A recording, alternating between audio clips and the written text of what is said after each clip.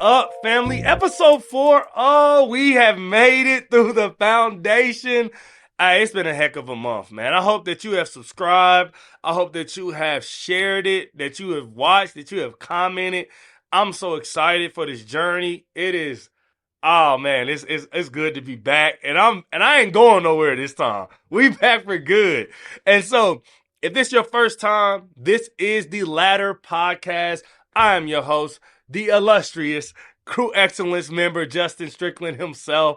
And I'm representing the Hope Institute, which is the Helping Others Pursue Excellence Institute. And they are the sponsor for today's podcast. I'm so excited to be sharing with y'all today on another dope historical leader. We're going to talk about the perspectives. I'm going to run it down real quick. Like I said, this is your last chance. All right, episode 4, I told you. Episode 4 is your last opportunity to get the rundown of the perspective for the free, all right? So, there are 4 leadership perspectives. As I've studied leadership for over a decade, I've started to really put leaders into the way they think, all right, based on their leadership perspective. So there are 4, okay? There is the royalty leadership perspective. That is leaders who lead by establishing culture. They are very, very interested in the way things work and the way people think, and they establish systems and cultures to create the best opportunities for the people they lead, okay? Second leaders are hero leaders. These are leaders that lead by action. They stand on business every day. They go get stuff done. They really, really, really aren't worried about meetings or details. They are worried about helping people and helping ideals and things move along very quickly. They are leaders that lead by action. They will jump out the plane, ask questions later. Okay, those are our hero leaders. Third group of leaders, you have voice leaders. These are leaders that lead with the people. They have community organizations. They have platforms and ideals that they fight for against establishment, against organizations, against systems. They really dream about a world where people are treated fairly and equally, and they do everything they can to make that happen. These are leaders that lead with others, okay? Voice leaders lead with others. They want to stand shoulder to shoulder with people.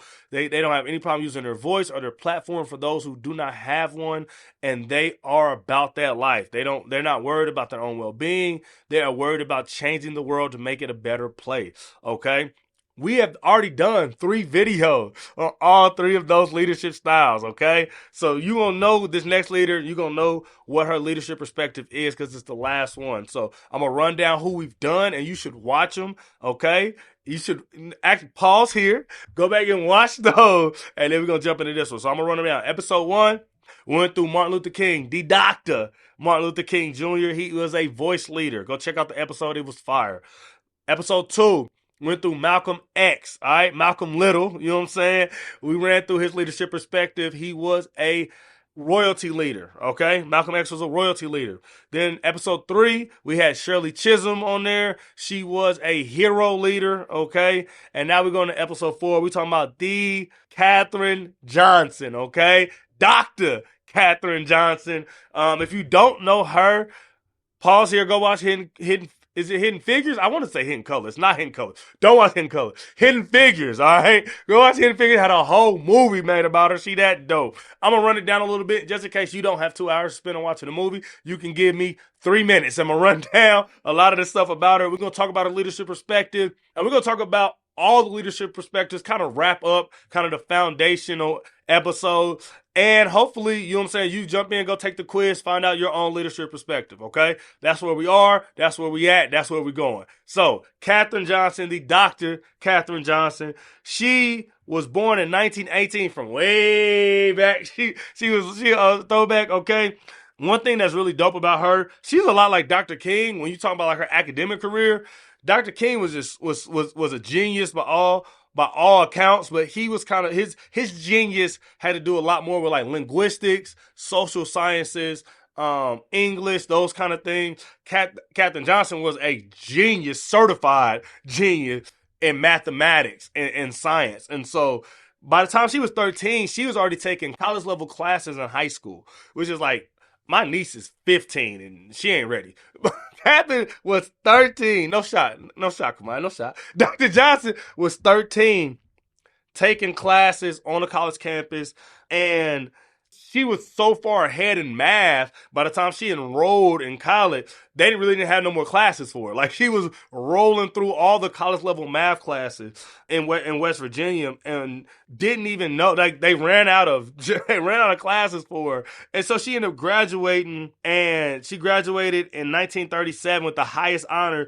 Mind you, this is 1937, so there wasn't a lot of opportunities for black women, even if they were as advanced and as smart as Catherine was.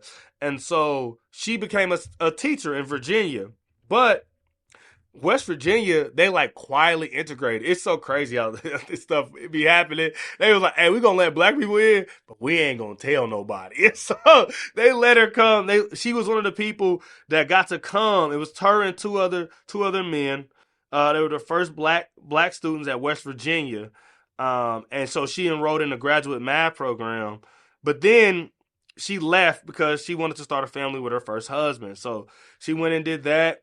And she went back to teaching. She was like, all right, I'm done with school. But then in 1952, one of her relatives was like, hey, they're opening all black West Area Computing Session. So let me run this down. If you ain't seen the movie, there was no computers. And so people, the term computer comes from people. And so there were people that worked at NACA, which is the predecessor to NASA, who their job was to run numbers because there wasn't no calculator, it wasn't no operating system. And so they did the math by hand every day on rocket trajections and satellites and missiles and all those things. They were doing them by hand.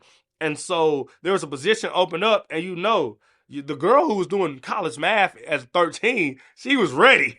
And so she went and got a job out at NACA. And that her family actually moved there so that she could work there. And so right when she got there, they applied. They moved her to a project. It's all in the movie. They moved her to like one of the most important projects. And the reason it was so important is because the Soviet Union had got Sputnik into the atmosphere. And so NACA was like, we gotta compete. We gotta really, really go. And so they stopped caring about racism. I'm gonna be honest. They was like, forget the racism. We need the smartest people that we can get to help make this happen. And so they brought her over into this task force, and because they knew she was the best woman for the job, right? And so they brought her into the task force, and she did the trajectory analysis for the first ever human space flight in 1960. And so she co-authored the I'm not reading that. It's a long title for basically she wrote how the dude was gonna get to space and get back home. Okay, that's what she did, and they called her back when they were sending John Glenn for orbital mission. And this was the one. This is actually the one from the movie. So if you watch the movie, she did a flight before that one, but it just wasn't as famous. But the one that she's really famous for is John Glenn, and she was able to get him all the way from Florida and Bermuda, and it was a lot of math that she was doing by hand that I don't even know how to do in a computer, okay? And she was doing it in her head on a chalkboard, going crazy, and she was just fantastic. It's so interesting, like, when we think about this, because it's like, it's so hard to understand people doing rocket science by hand. Like, I know a lot of people in college who didn't want to take calculus. Rocket science is like 4 levels past calculus, or even college algebra for some of us. And she was doing it by hand in her mind. And it was so interesting about her is like it was at a time when not only did women not work, any women, like a lot of women didn't work. And then, let alone black women, and let alone black women working for the government, working on arguably one of America's biggest, most important space projects ever, right? We were in an arms race with the Soviet Union on getting to space and trying to figure out how to improve technology. And Katherine Johnson played one of the most pivotal roles in that pursuit. And she did it with her mind, and she did it with numbers. One thing that's so important for Katherine Johnson and people like her is numbers mean everything. And so the more information they have, the more data they have that they can sort through, the better they are able to lead. And so if you haven't guessed already, Katherine Johnson is a guru leader. So guru leaders lead by numbers and information. Every time she met with her director and she met with the people over her, she was asking them what's that, so they could give her more information so that she could lead her team and lead the space program to get to where they were trying to go. I love that the in the movie. So and mind you, she's doing this in the 50s and 60s, where they telling her she can't even drink coffee out the same place as her white counterparts, and she can't go to the bathroom in the same place as her white counterpart. And one of the guys in the movie, her boss, it was one of the kind of dope parts of the movie. He was looking for her because she is the best computer in the room, but she had to go all the way across the NACA campus to use the restroom because that was the only blacks only restroom. So she'd be gone for an hour, 45 minutes. Every time she got to go to the bathroom, rain, sleet, or snow, and he was looking for her, couldn't find her. Come to find out, she was in the bathroom across the campus, and he's a white man. He had blind spots. He was like, whoa, I didn't even know. Instantly went and changed that. He's like, ain't no blacks only, ain't no whites only. Whoever know what they doing, y'all go to the bathroom over here, y'all go drink coffee over here. And it was, and so her ability to apply data and information really was a linchpin in changing the environment for NACA, so that it would be more friendly and open to people that came after her. Like, that's leadership, right? Like, if you're able to change systems and organizations simply because of your ability to manipulate numbers and data, that is leadership. And gurus are amazing at that. One of the things that was funny in the movie was computers did not get credit for authoring.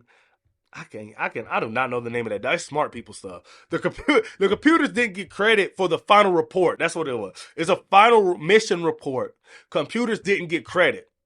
Well, Katherine Johnson said, I did all this work.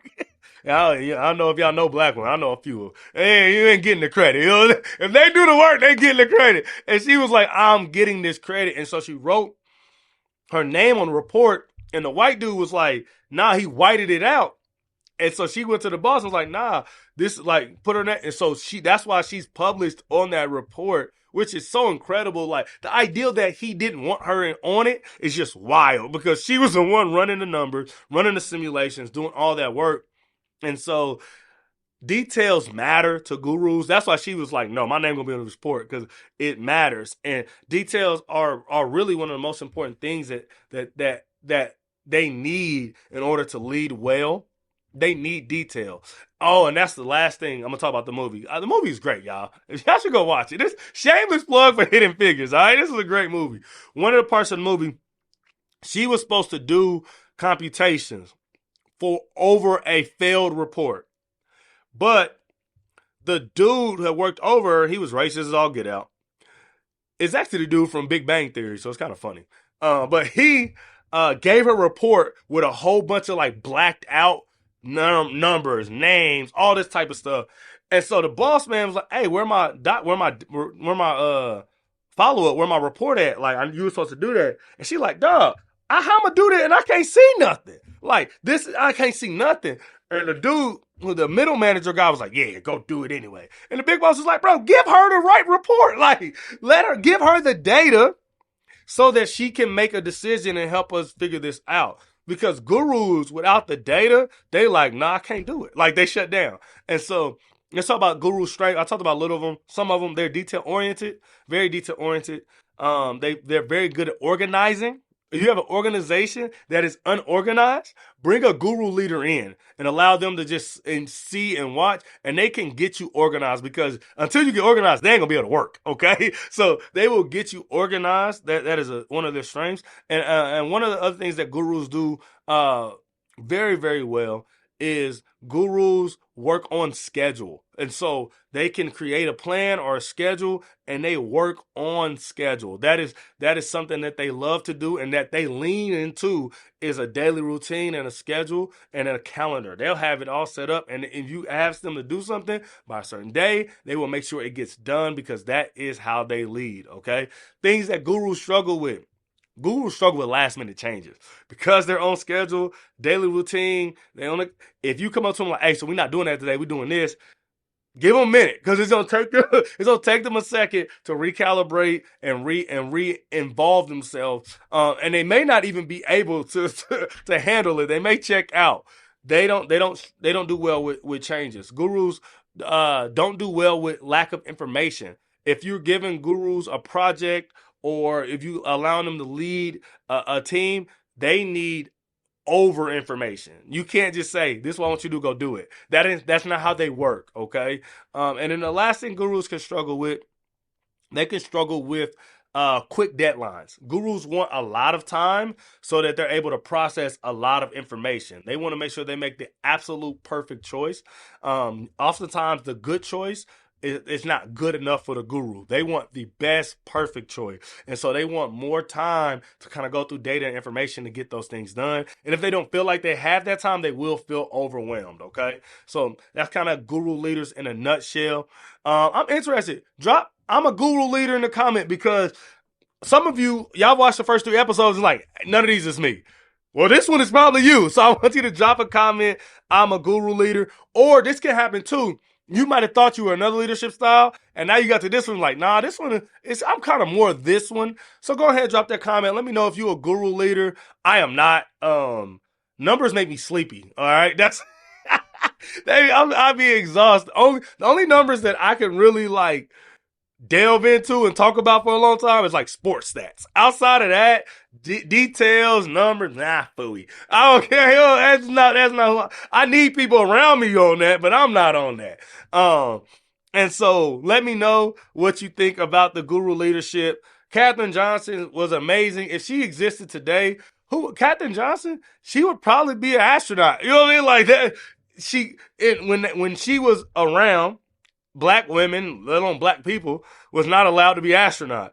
If Katherine Johnson was around today, she'd be an astronaut, right? Like she was a rocket scientist. She would definitely be an astronaut. She would be famous as heck. She'd be on TikTok, doing the TikTok. Cause if you watch Hidden Figures, she was cool as heck, bro. So Taraji played her tail off, man. So no, I would love Katherine Johnson.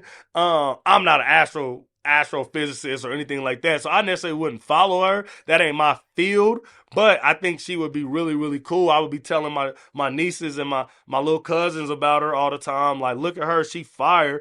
And I think she would have a huge platform, being that bright, being that brilliant, being that outspoken.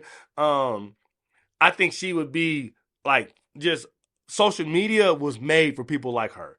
And so I think she would have a huge platform, and she would yield it in a way that I think would really, really impact the science community, impact the STEM community, especially like that's one of the biggest things right now in education is trying to get young black girls into STEM. She would be at the forefront of that for sure, right? Like I think that would be her realm.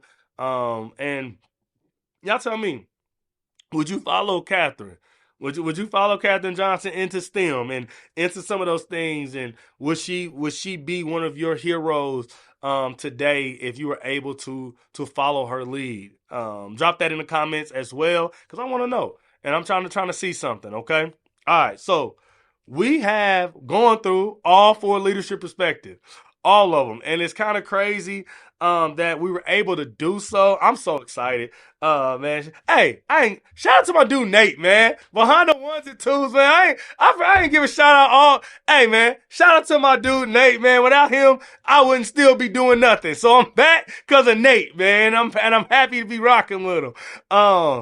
And so, yeah, but I just want to know what your leadership perspective is, right? So I'm going to run through them one more time. You got royalty, lead with culture. Heroes lead with action. Voice leaders lead with people. And gurus lead with information. And there is a quiz you could take for free. It's going to be linked into the bio. I want you to go take the quiz, figure out what your leadership perspective is, and just figure out if you want to come rock with the Hope Institute. We develop leaders. That's what we do.